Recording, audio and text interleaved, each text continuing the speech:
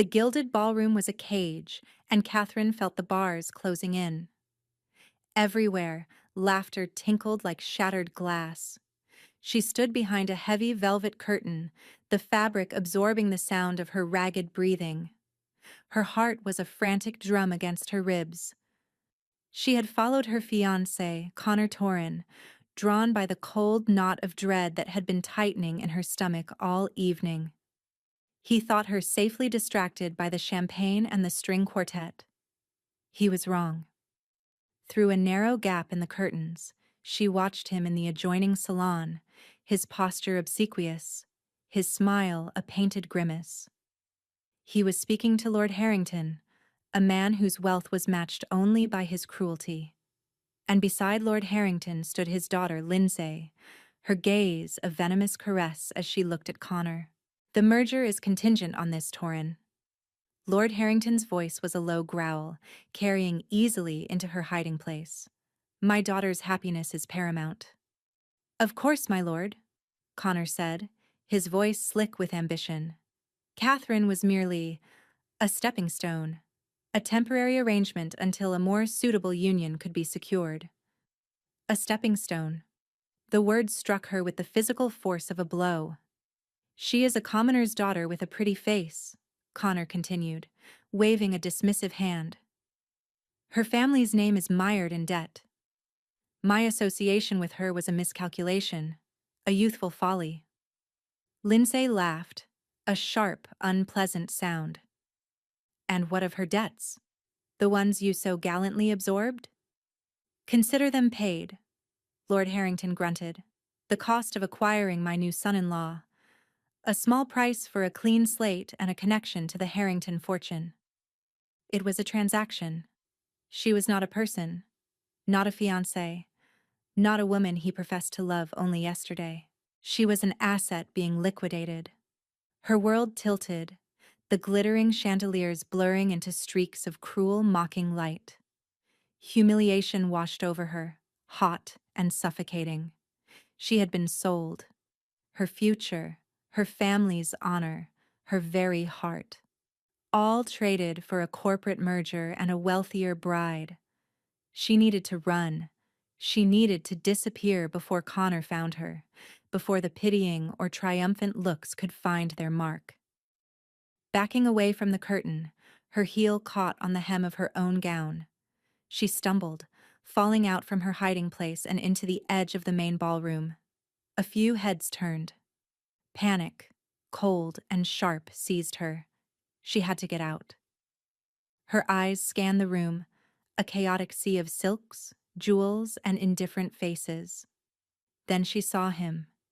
He stood alone near the grand terrace doors, a figure of stark shadow against the shimmering backdrop of the party. Duke Browen, the Iron Duke. A man whose name was a whisper of fear and awe in every corner of the kingdom. He was tall and imposing, his black evening wear a stark contrast to the colorful peacocks surrounding him. A faint, silvery scar traced a line from his temple to his jaw, a permanent mark of some forgotten violence. His eyes were like chips of granite, cold and unreadable. He was a monster from a fairy tale, a recluse who rarely attended such frivolous events. They said he was ruthless, that he had built his immense fortune on the ruins of his enemies. They said his heart was as scarred as his face. In that moment, Catherine did not care what they said. She saw not a monster, but an escape. He was power. He was untouchable. And he was her only way out of this room without dissolving into a puddle of shame. Desperation was a wildfire in her veins. It burned away her fear, her propriety, her lifetime of careful deference. She pushed herself to her feet, straightened her gown, and began to walk toward him. Each step was a lifetime. The eyes of the room followed her, a current of whispers trailing in her wake. She could feel Connor's gaze on her back, sharp and alarmed. She did not look back. She reached the Duke, her breath catching in her throat. He did not acknowledge her at first, his gaze fixed on some distant point over the manicured gardens. She had to speak. She had to make him see her. "Your Grace," she whispered, her voice trembling but clear. His head turned slowly and those stone-cold eyes settled on her. They held no warmth, no curiosity. Only a flat, assessing stillness. Her courage almost failed her. This was madness. But the memory of Connor's words, a stepping stone, was a spur. "Will you dance with me?" she asked, the words a desperate plea disguised as a bold request. The silence around them thickened, becoming a heavy, expectant blanket. She saw the flicker of surprise in the depths of his eyes, the first crack in his iron facade. He looked past her, his gaze sweeping the room. He saw the gossiping lords and ladies. He saw Lindsay's sneer. He saw Connor frozen halfway across the room, his face a mask of disbelief and fury. The Duke's eyes returned to hers. A long, agonizing moment passed. Then, with a slow, deliberate motion, he extended a gloved hand. "I will," he said. His voice was a low rumble like distant thunder. The sound broke the spell. A collective gasp rippled through the ballroom. Catherine placed her trembling hand in his. His grip was firm, cool, and impossibly strong. He led her onto the dance floor, the other couples parting before them as if a king were passing through.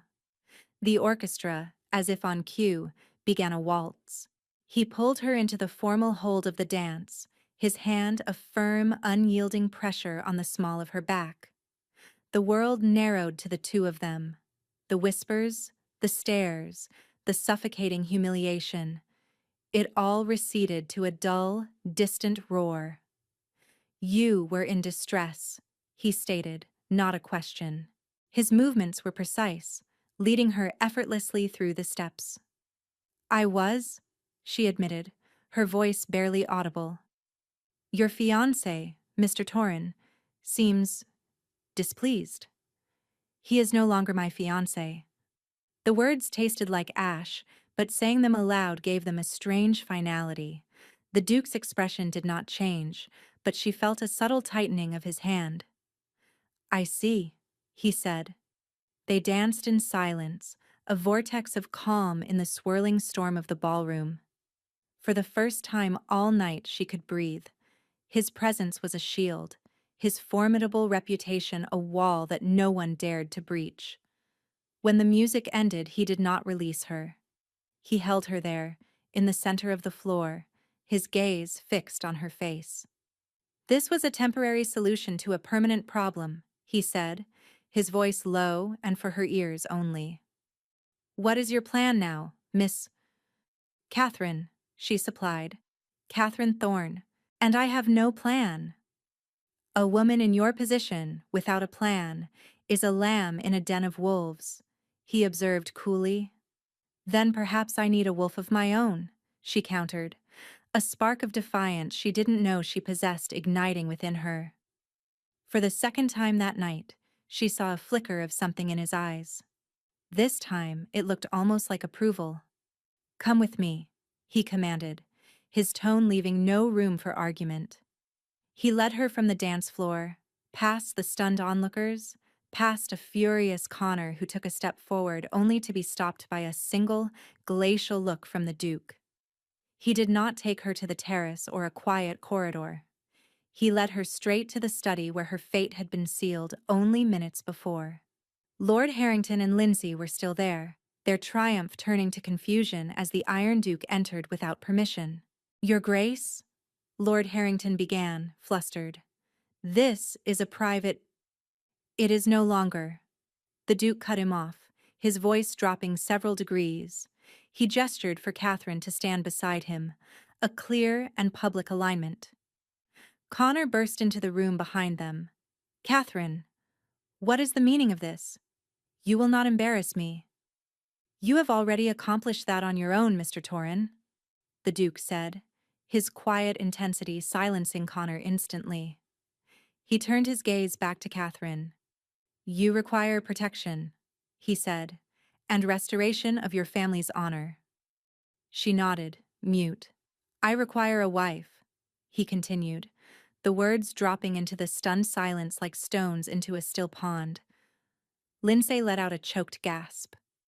Lord Harrington's face went white. Connor stared, his jaw slack with disbelief. Catherine's own heart stopped. "A wife?" she echoed, her mind reeling. "A duchess," he clarified. "It is a position that comes with certain immunities. It would solve your immediate problems." This was not happening. It was a dream, a feverish nightmare born of humiliation. "And what would you gain, Your Grace?" she managed to ask, her strategic mind kicking in despite the shock. "A shield," he said simply. "The king grows weary of my unmarried state.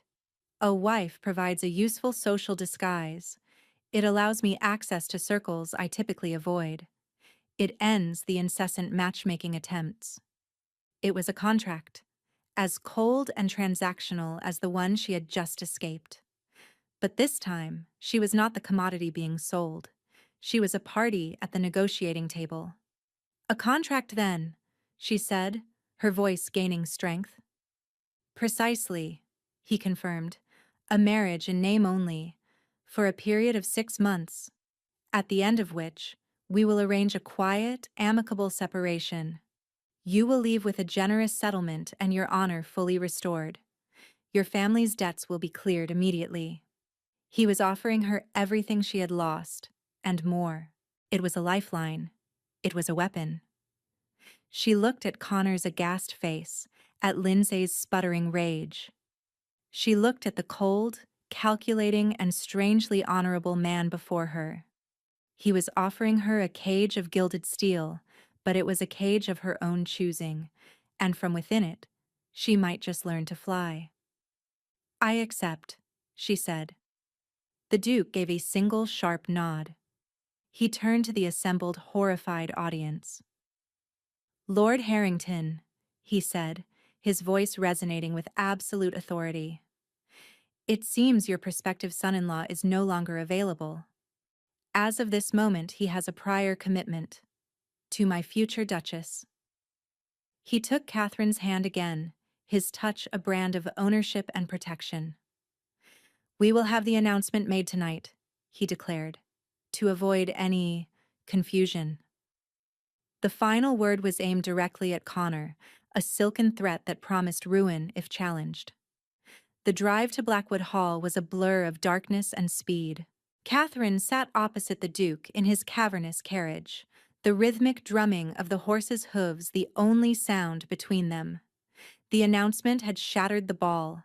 The shock, the frantic whispers, the look of utter ruin on Connor's face. It was a dizzying, terrifying vindication.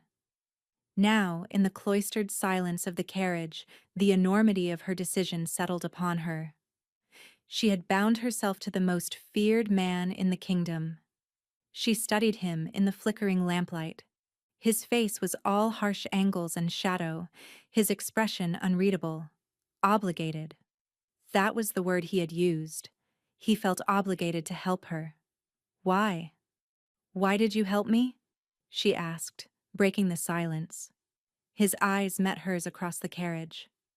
"I dislike bullies," he said, as if it were the simplest explanation in the world.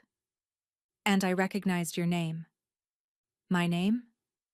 "Your father was a military strategist," the Duke stated. "A brilliant one, before his fall from grace. He wrote several treatises on logistical command. I have read them." Catherine was stunned. No one remembered her father's career, only his ruinous debts. "You are his daughter," the Duke continued. "I wagered that some of that brilliance might have been inherited. Your actions tonight confirmed it. You did not break. You calculated. You chose the strongest piece on the board and moved it to your advantage." He saw her not as a damsel in distress, but as a strategist. A strange warmth bloomed in her chest, a feeling she hadn't realized she'd been starved of. Respect. The carriage slowed, turning onto a long, winding drive. Through the window she saw it. Blackwood Hall. It was not a home, it was a fortress. a sprawling edifice of dark gray stone that seemed to claw at the night sky, its windows like vacant, watching eyes. It was as imposing and unyielding as its master. The carriage stopped. A footman opened the door and the Duke stepped out, turning to offer her his hand. As she stepped onto the gravel, the massive front doors of the hall swung open, spilling a severe, rectangular block of light onto the drive. A woman stood silhouetted in the doorway. She was tall and thin, her gray hair pulled into a bun so tight it seemed to pull her face taut.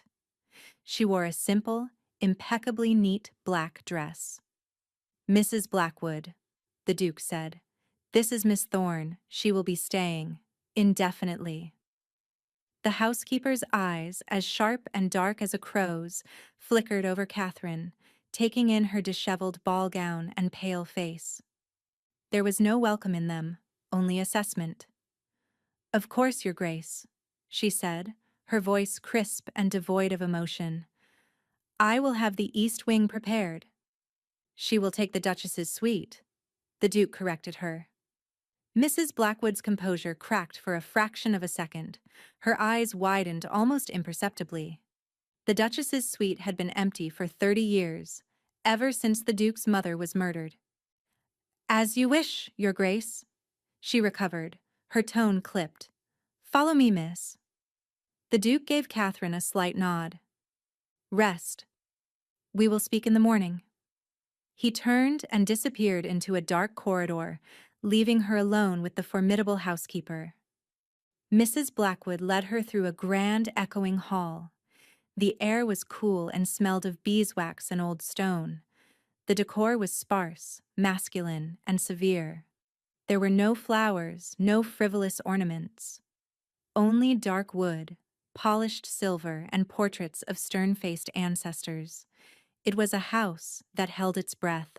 They ascended a sweeping staircase, their footsteps the only sound. "The Duke does not entertain guests," Mrs. Blackwood said, her voice sharp. "The staff is precise. You will find things run on a strict schedule."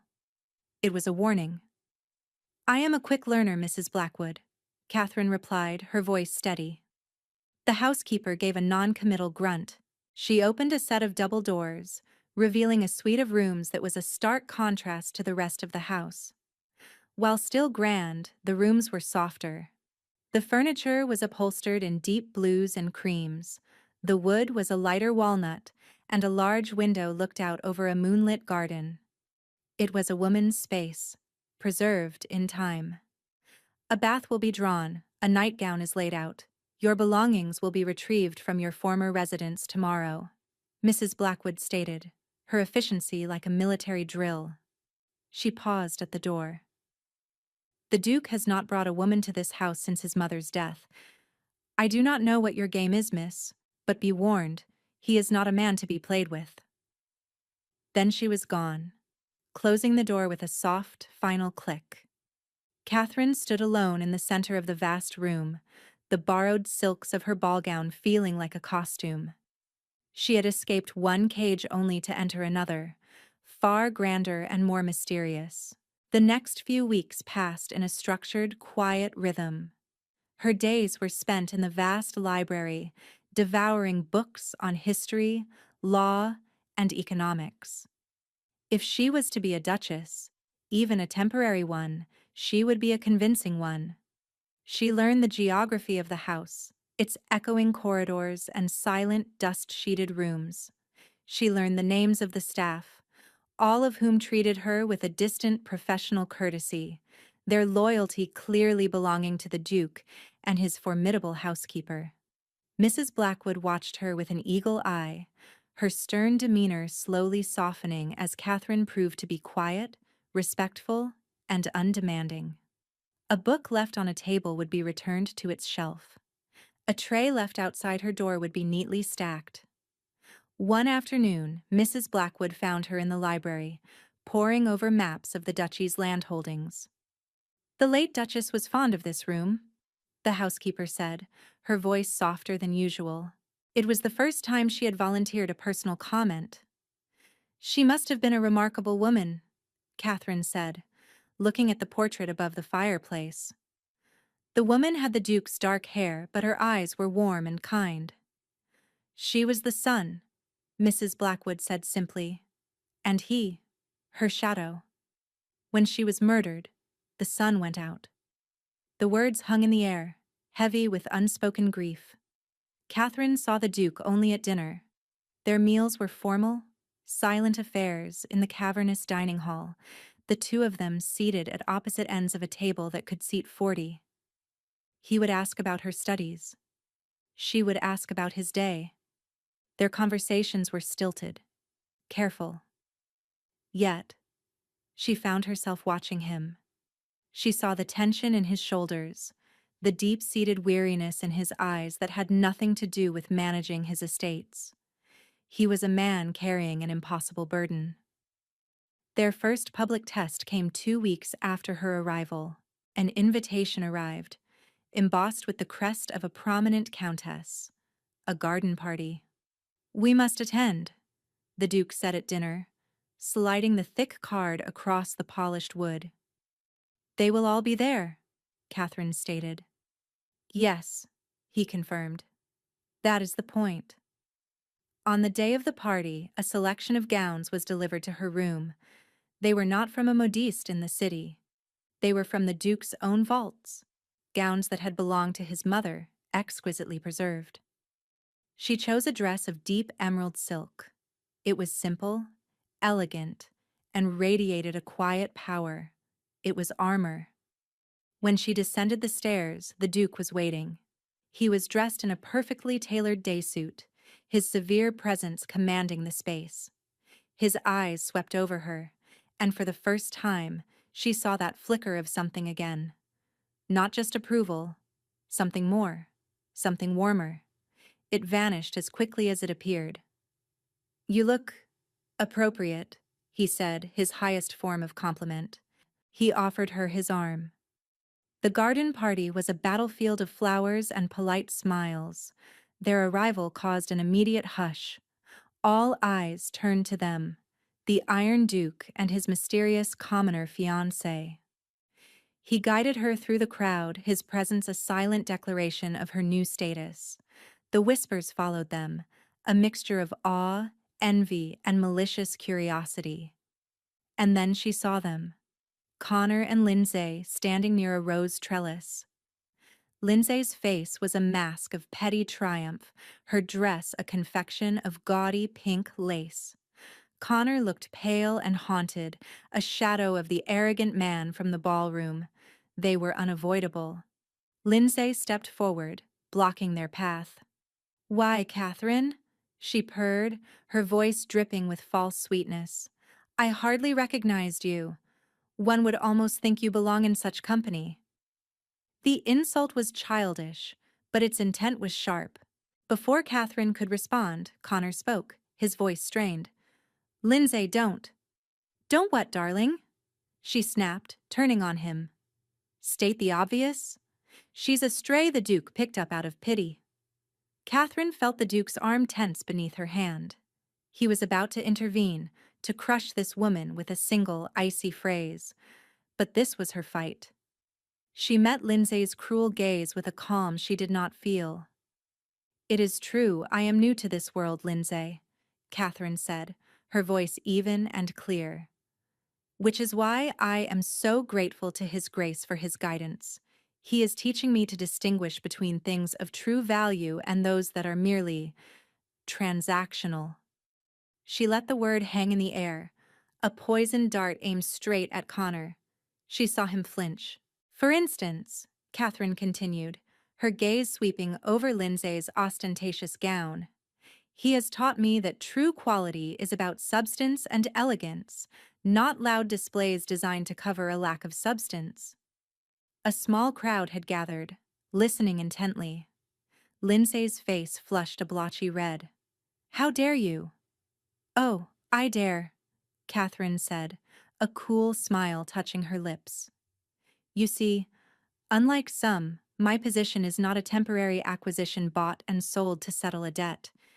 It is a partnership, and I am learning its value very quickly."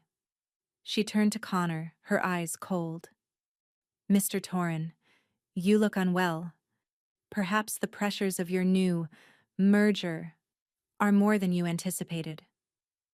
With a final, dismissive glance, she tightened her hold on the Duke's arm. "Your Grace, shall we?" He looked down at her, and in the depths of his granite eyes, she saw it again, clear as day. A blazing, undisguised admiration. He inclined his head. "As you wish, my dear." He led her away, leaving Lindsay speechless with fury and Connor looking utterly defeated. As they walked toward the far end of the garden, the Duke's voice was a low murmur in her ear. "Inherited brilliance," he said. "I was not wrong." The praise, so rare and hard-won, felt more intoxicating than any champagne. She had faced her first test, and she had won. In the weeks that followed her victory at the garden party, a subtle shift occurred in the atmosphere of Blackwood Hall. The staff's professional distance warmed into a quiet respect. Mrs. Blackwood began to consult her on menus and flower arrangements, small gestures that were acknowledgments of her new role. Catherine's confidence grew. She was no longer just a refugee. She was the future Duchess of Blackwood, and she began to inhabit the role with an assurance that surprised even herself. Her evenings with the Duke became less formal. They would often retire to the library after dinner, reading in comfortable silence on opposite ends of a long sofa.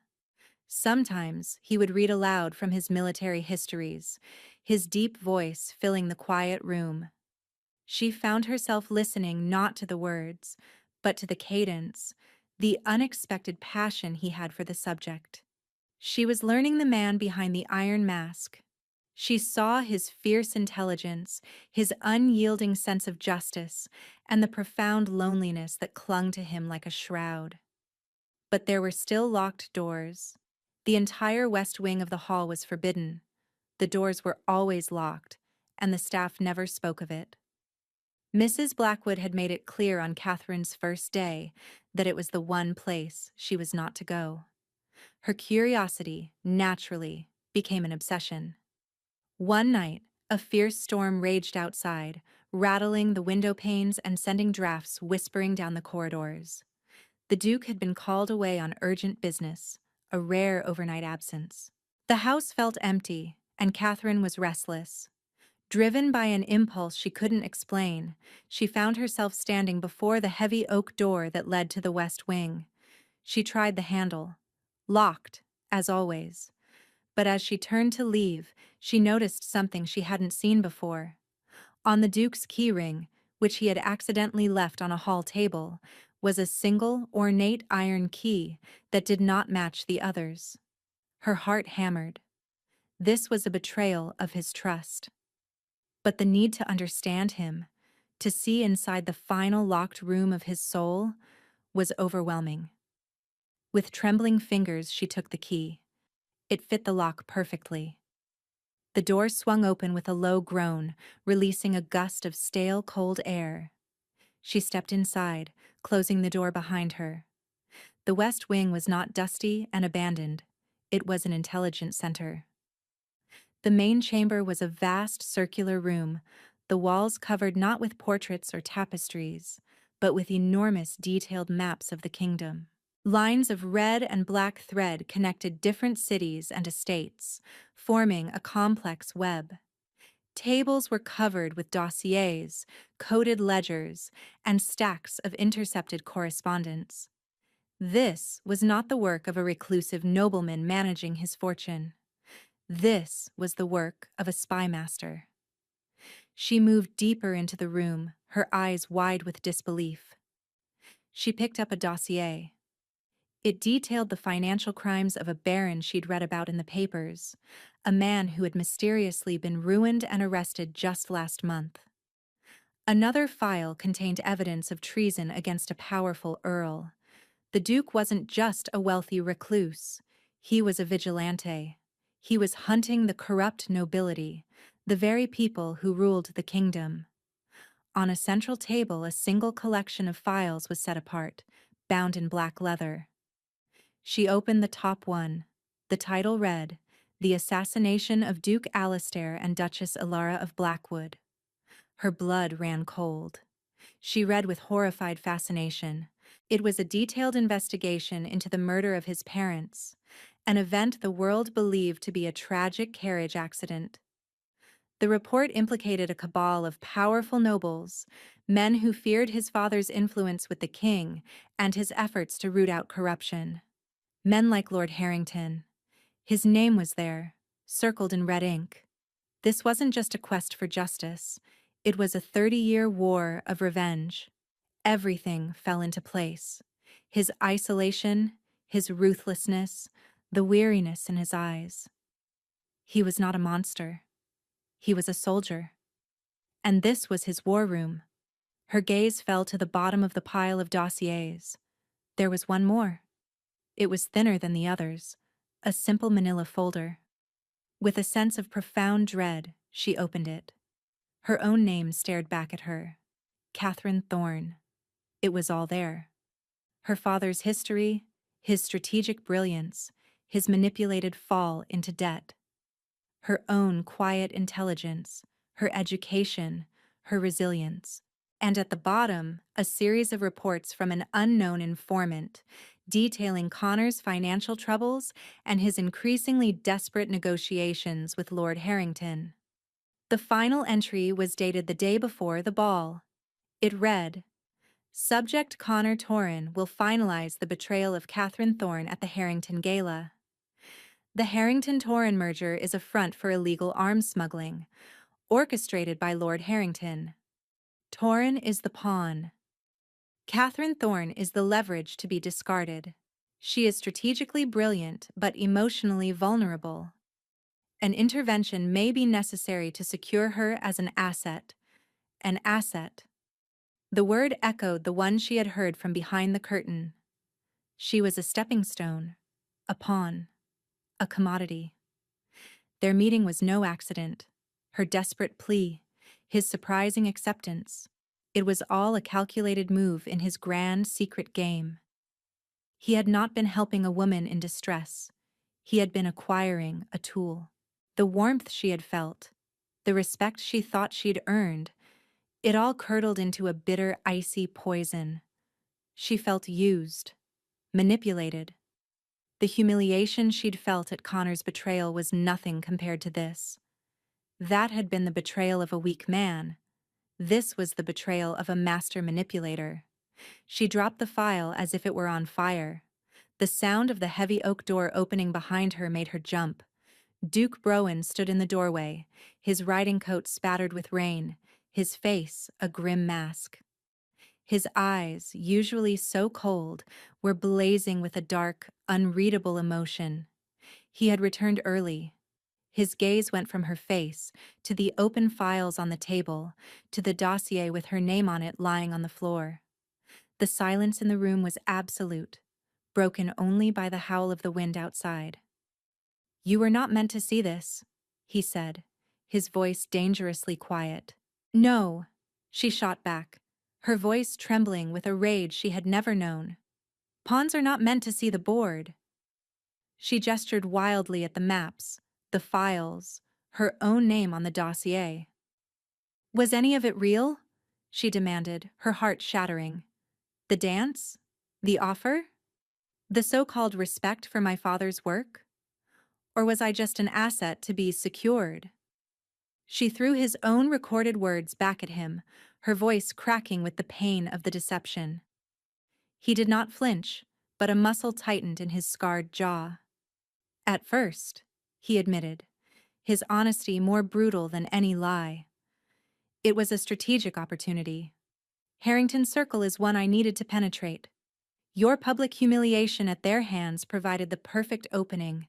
Your intelligence made you a valuable potential ally." "An ally?" She laughed, a bitter, broken sound. "You call this an alliance? This is manipulation. You used my lowest moment, my deepest pain, for your own gain." "Yes," he said, without apology. His simple affirmation stole the air from her lungs. I have been fighting this war since I was 10 years old, Catherine, he said, his voice raw with a pain that mirrored her own. I have used every tool, every person, every opportunity at my disposal. I have lied, cheated, and destroyed lives to bring my parents' murderers to justice. I did what I had to do. And what am I in all of this? She cried. A means to an end? Another piece in your game of revenge? You were, he said, taking a step toward her. You were a piece in the game, but you are not anymore. He stopped, his eyes locking onto hers. The fire in them was gone, replaced by a vulnerability she had never seen before. It was terrifying. It was captivating. I did not anticipate you, he said, the admission seemingly torn from him. I did not anticipate your courage at the garden party. I did not anticipate the peace of reading with you in the library. I did not anticipate that the silence in this house would feel empty when you were not in it. He had planned for the strategist. He had not planned for the woman. The rage in her chest faltered, confused by the raw honesty in his eyes. He walked past her to a heavy iron safe in the corner of the room. He worked the combination and pulled it open. He did not retrieve a weapon or more files. He pulled out a thick, leather-bound ledger. He walked to the fireplace, where the embers of a dying fire still glowed. This is the ledger containing your family's debts, he said, holding it out. The original document, the hold I have over your family, the reason you were bound to Connor, and subsequently, to me. Without another word, he tossed it into the fireplace. The dry pages caught instantly, curling into black ash, the red ink of the numbers flaring brightly before vanishing forever. The debt is gone, he said, turning back to her. The foundation of our contract. You are free. There is nothing binding you to me or this place. He reached into his coat and pulled out a small, heavy purse. He placed it on the table next to her. This is enough gold for you and your family to start a new life. Anywhere you choose. A carriage will be ready for you in the morning to take you wherever you wish to go. He was giving her a choice. A real, unconditional choice. She stared at him, her mind reeling. He had just willingly destroyed a key piece of leverage and offered her complete freedom. This was not the act of a cold manipulator. This was a grand gesture, an apology written in fire and gold, an act of profound, terrifying trust. He had shown her his secret. He had confessed his sins, and now he was letting her go. She looked from his face to the ashes in the grate, to the freedom embodied by the purse of gold. She could leave. She could run from this world of shadows and revenge, from this complicated, wounded man. But where would she go? Back to being Catherine Thorne, the disgraced commoner? Or she could stay. She looked at the web of intrigue on the walls. She looked at the name of Lord Harrington, the man who had orchestrated her humiliation, circled in red. Leaving meant letting them win. Connor, Lindsay, Harrington. Staying meant fighting back. You were wrong about something, Your Grace, she said, her voice quiet but firm. He waited, his expression tense. You said I was a pawn who was not meant to see the board, she continued, pushing the purse of gold back toward him. Now that I have seen it, I have no intention of walking away from the game. His eyes widened, the granite facade cracking to reveal a raw astonishment. I am not your asset, and I am not your pawn, she declared, her voice ringing with newfound power. From this moment on, I am your partner, an equal. You will share your intelligence. You will listen to my strategies. We will bring these people down, together. She was not just accepting her place in his world, she was demanding it, redefining it. A slow, incredulous smile spread across his face, the first genuine smile she had ever seen from him. It transformed his harsh features, erasing the years of pain and solitude for a fleeting moment. It was breathtaking. A partnership, he repeated, the words filled with wonder. On new terms. On our terms, she corrected him. He stepped forward, closing the distance between them. He did not touch her, but the air crackled with an energy that was more intimate than any embrace. Then let's begin, partner, Duke Browen said. Lord Harrington is attending the Royal Masquerade Ball in 2 weeks, and he plans to propose a toast to his new business alliance. Then that, Catherine said, her eyes gleaming with the thrill of the fight, is where we will ensure he chokes on it. The Royal Masquerade Ball was the pinnacle of the social season, a night of fantasy and intrigue, where the kingdom's elite hid their true faces behind masks of silk and porcelain. It was the perfect stage for a public execution. In the 2 weeks leading up to the ball, the West Wing became their sanctuary and their war room. The dynamic between them had fundamentally changed. They were no longer master and ward, but two generals planning a campaign. Catherine's strategic mind, honed by years of studying her father's work, flourished. She saw patterns in the data that Browen, focused on revenge, had missed. She cross-referenced shipping manifests with intercepted letters, uncovering the true nature of Harrington's merger.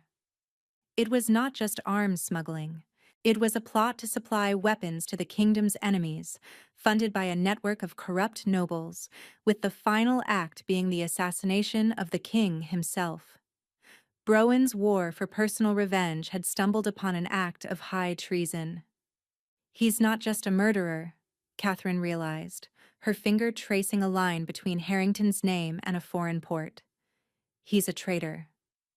And he is using Connor and his father's shipping company as the unwitting delivery service, Browen added, his face grim. If the plot is discovered, the Torrens will take the fall. Harrington will emerge clean, having eliminated a business rival and any trace of his involvement. It was diabolical, and it was brilliant. Their own plan had to be better. They worked side by side, late into the night. The formality between them dissolved, replaced by the easy camaraderie of soldiers in a trench.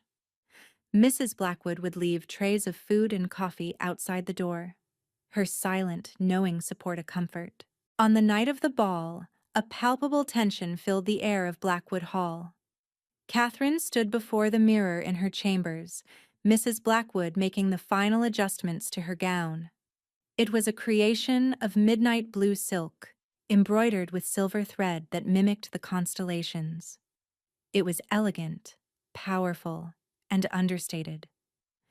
Her mask was simple, a silver domino that covered only her eyes, adorned with a single, dark blue feather. "You look like a queen," Mrs. Blackwood said, her voice thick with a rare, undisguised emotion. "I feel like a soldier heading into battle," Catherine replied. "Sometimes," the housekeeper said, meeting her eyes in the reflection, "they are one and the same." Browen was waiting for her at the bottom of the grand staircase. He was dressed in stark black, a single silver thread in his waistcoat the only embellishment. His mask was unadorned black silk, making the sharp line of his scarred jaw seem even more formidable. When he saw her, he stopped breathing for a moment. He didn't offer a compliment. He didn't need to. His eyes, dark and intense above the edge of his mask, said everything. He held out his arm, and she took it. Their fingers intertwined, a silent promise of unity. "The king has been alerted," he murmured as they walked to the carriage. "He has his royal guard stationed discreetly. He is waiting for the proof." "And Harrington will deliver it himself," Catherine finished. The ballroom of the royal palace was a breathtaking spectacle of opulence and illusion. Thousands of candles glittered in the chandeliers, their light refracting off jewels and shimmering fabrics. The air was thick with perfume and secrets. They moved through the crowd, a vortex of dark power. Everyone knew who they were, even with their masks. The Iron Duke and his enigmatic fiancé were the subject of every whisper. They saw their targets across the room. Lord Harrington stood with a group of influential ministers, his peacock mask failing to hide his arrogant smirk. Lindsay, in a garish gold costume, clung to Connor's arm. Connor looked like a ghost at the feast, his face pale and sweating under his simple mask. He was a man walking to his own execution, and he didn't even know it. The plan was set. The trap was laid. As the night wore on, the tension mounted. Catherine and Browen danced. They drank champagne. They played their part as the kingdom's most intriguing couple, all while their eyes never strayed far from their prey. Finally, the moment came. A drumroll silenced the orchestra. Lord Harrington stepped onto a small dais, a glass of champagne in his hand. "Your Majesty, my lords, ladies and gentlemen," he began, his voice booming across the silent hall. "Tonight, we celebrate not just this magnificent occasion, but the dawn of a new era of prosperity." He gestured grandly toward Connor. "Through my partnership with the fine Torrens shipping family, we are poised to expand our kingdom's commercial reach as never before." The king, watching from his throne on a raised platform, gave a slight, non-committal nod. "To seal this momentous alliance," Harrington declared, "I have arranged for a small token of our future collaboration to be presented tonight, a symbol of the riches that await us all." On cue, 2 footmen carried in a large, ornate chest. This was it, the moment of Harrington's fatal miscalculation. Catherine's heart pounded. She felt Browen's hand tighten on hers. According to their intelligence, the chest was supposed to contain a sample of fine silks and spices from the East, a symbolic representation of the legitimate trade that was masking the treason. But Catherine had used Browen's network to send a new set of instructions to the docks, signed with a perfect forgery of Harrington's seal. Harrington smiled triumphantly and gestured for the chest to be opened. Connor, standing beside him, looked confused. This was not part of the plan, he knew. The lid was lifted. A collective gasp swept through the room. The chest was not filled with silks. It was filled with rifles. Foreign-made military-grade rifles, bearing the crest of the kingdom's sworn enemy. On top of the weapons lay a single damning piece of paper. A letter, written in Lord Harrington's own hand, detailing the plot to arm the rebels and assassinate the king. Harrington's smile froze, melting into a mask of pure horror. "What is this?" he sputtered, staring at the evidence of his own treason, publicly displayed for the entire court to see. "This is a mistake, a trick." He turned on Connor, his eyes wild with panic. This is your doing. You fool, you've ruined us." Connor stared at the rifles, his face ashen. He finally understood. He had not been a partner. He had been a scapegoat. I knew nothing of this," he stammered, turning desperately to the king. "Your Majesty, I swear it." The king rose from his throne, his face a thundercloud. "Lord Harrington," the king's voice was like the crack of a whip, "you have brought weapons of our enemies into our very home. You have plotted against our life. You have committed high treason." "No, it's a lie, a frame-up," Harrington shrieked, his composure shattering completely. From the edge of the crowd, Browen spoke, his voice cutting through the chaos like a blade. "A lie, my lord? Or a simple logistical error on your part?" All eyes turned to him and Catherine as they stepped forward. "Perhaps you sent the wrong crate from the docks," Catherine added, her voice cool and clear. "The one containing the evidence of your treason, instead of the one containing the silks to disguise it." Harrington stared at her, comprehension dawning in his terrified eyes. He finally understood who had outmaneuvered him. "You!" he hissed, his voice trembling with rage. "The commoner bitch!" Browen took a menacing step forward, but Catherine put a hand on his arm, stopping him. This was her victory. I am no commoner, my lord, she said, her voice ringing with authority. I am Catherine Thorne, daughter of a brilliant strategist you and your conspirators disgraced, and I am the future Duchess of Blackwood. She looked past him, directly at the king. Your Majesty, further evidence of the conspiracy, including the names of every noble involved, has been delivered to your royal guard. The king gave a sharp nod to his captain, who stepped forward. Lord Harrington, the king commanded, his voice ringing with finality. You are under arrest for high treason. Seize him. Seize them all. The guards swarmed forward. Harrington screamed and raged as he was dragged away. Lindsay fainted into a heap of gold silk. Connor simply stood there, broken and empty, before being led away for questioning. The great conspiracy was shattered. In the stunned silence that followed, the king's gaze fell upon Browen and Catherine. He descended from his platform and approached them, the remaining courtiers parting before him. Duke Browen, the king said, his voice resonating with gratitude. For 30 years, you have been my secret sword, hunting the rot from within my kingdom. Today, you have saved my life and my throne. He then turned to Catherine, his eyes filled with a profound respect. And you, Miss Thorne, he said, you have the mind of a general and the heart of a lioness. You have not only restored your family's honor, you have saved us all. The king drew his own ceremonial sword. Kneel, he commanded. Browen and Catherine knelt before him. In recognition of your unwavering loyalty and extraordinary service to the crown, the king declared, his voice echoing through the grand ballroom, I, the king, do hereby elevate you. Duke Browen, you are now Grand Duke of the Western Marches. And Miss Catherine Thorne, I name you Sovereign Duchess of Blackwood, a title held in your own right. Rise as the two most powerful protectors of this realm. They rose, no longer just a duke and his fiancé, but a prince and princess of the kingdom, their power absolute, their vindication complete.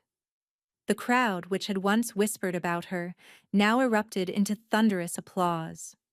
Amid the roar, Browen leaned down, his lips close to her ear. Triumph looks magnificent on you, your grace, he murmured. Catherine looked at him, her partner, her equal, and a genuine, radiant smile lit up her face. As it does on you, your grace, she replied.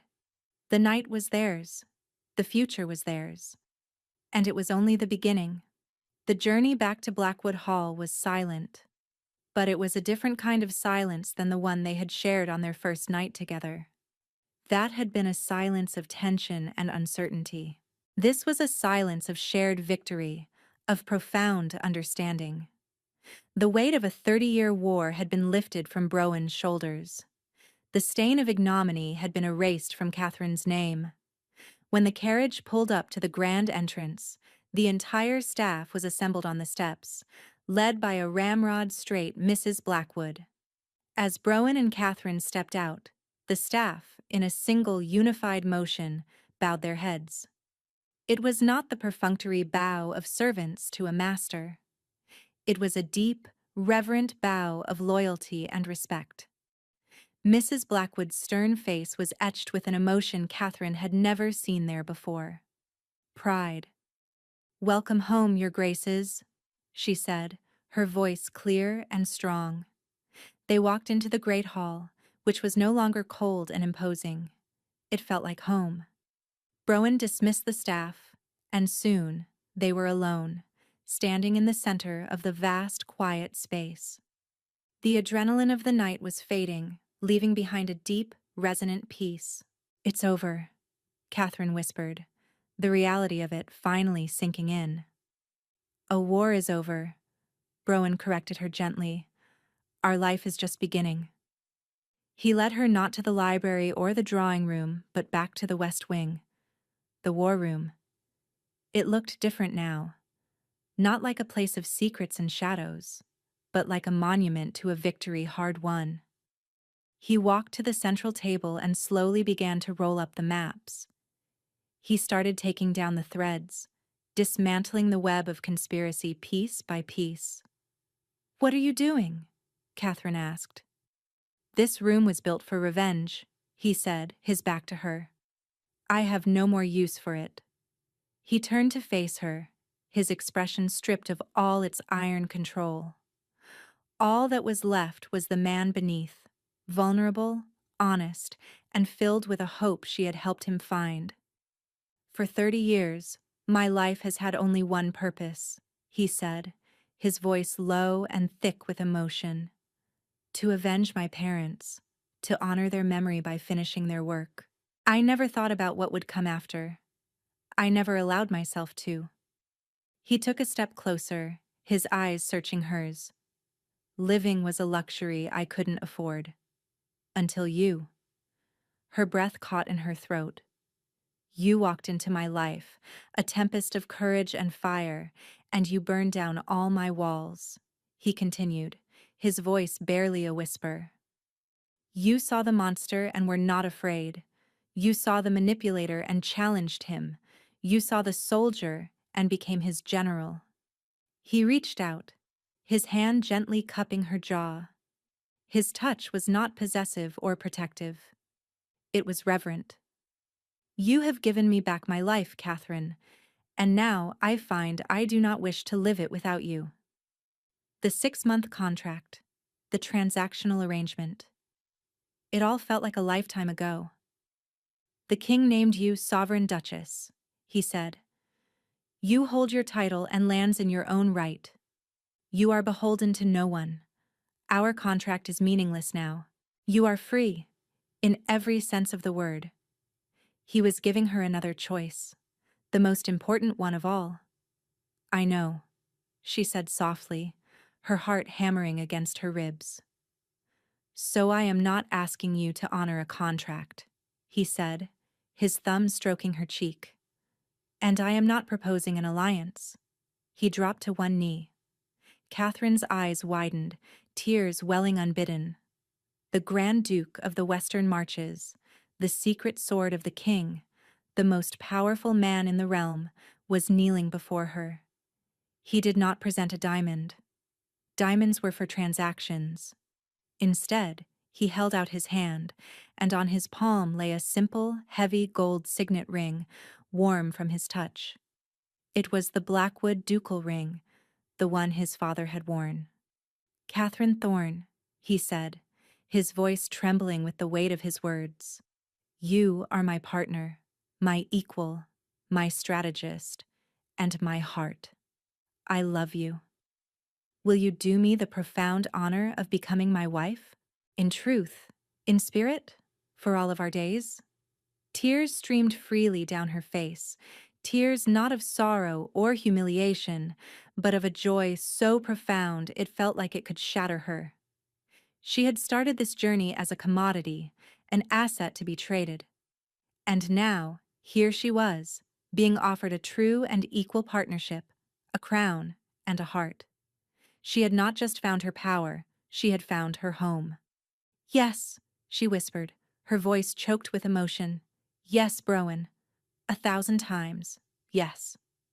A radiant smile, brighter than any she had seen before, broke across his face. He slid the heavy ring onto her finger. It was a perfect fit. He rose to his feet, his hands framing her face, his eyes a swirling mix of molten silver and overwhelming love. "My Duchess," he murmured. "My Duke," she replied. And then he lowered his head and kissed her. It was not the chaste, performative peck of a contractual engagement. It was their first true kiss. It was a kiss of fire and shadow, of battles won and a future promised. It was the sealing of a partnership forged in desperation, tested in deception, and solidified in triumph. It was the kiss of two lonely souls who had found their other half in the most unexpected of ways. As they stood there, wrapped in each other's arms in the room where their war had been won, Catherine knew that her journey was not over. It was just beginning. Together, as the Grand Duke and Sovereign Duchess, they would not just rule. They would build a new world, one founded on the justice they had fought for and the love they had found. The Iron Duke was no longer just a name of fear. It was a name of hope, and by his side, the commoner who had dared to ask a monster for a dance would reign as his equal, his partner, his queen.